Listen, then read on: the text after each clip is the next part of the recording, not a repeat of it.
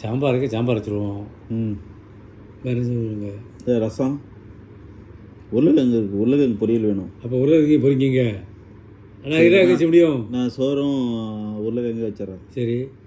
இது வந்து கொஞ்சம் ரசமும் சாம்பாரும். சாம்பார் வைக்கிறீங்களா, புளிக்குழம்பு வைக்கிறீங்க? எதுனாலும் எனக்கு ஓகே. புளிக்குழம்பு வச்சுருக்கேன். நான் வந்து இது சுண்டை தரேன். சுண்டலை வறுத்து.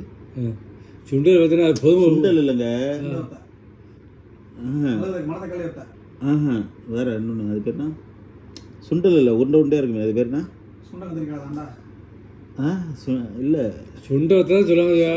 சரி, சுண்டை வத்தை. அது ஏட இருக்கல, சுண்டை வத்தை இருக்கா? அதை போட்டு வறுத்தா இப்போ புளிக்குழம்பு வச்சுருக்கு. அப்படியே செய்யுங்க. புளிக்குழம்பு ரசம் இது இங்கே இது பண்ணிடும். உருளைக்கிழங்கு ஓகேவா?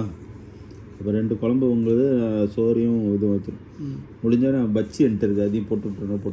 இந்த பச்சி இது உருளைக்கிழங்கு பச்சி மாவு இருக்குது, போடுங்க.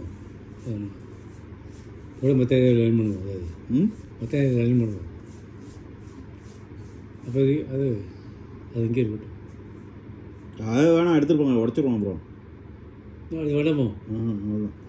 பிறகு அவ்வளோதான் முடிஞ்சு. அது போதும், நல்லா சாப்பிட முடியாது. உடச்சிரும் சொல்லி எப்படி சொல்லிய? அவ்வளோதாங்க, எடுத்துகிட்டு போங்க. அது அப்போ நம்ம சாம்பார் ஓகே.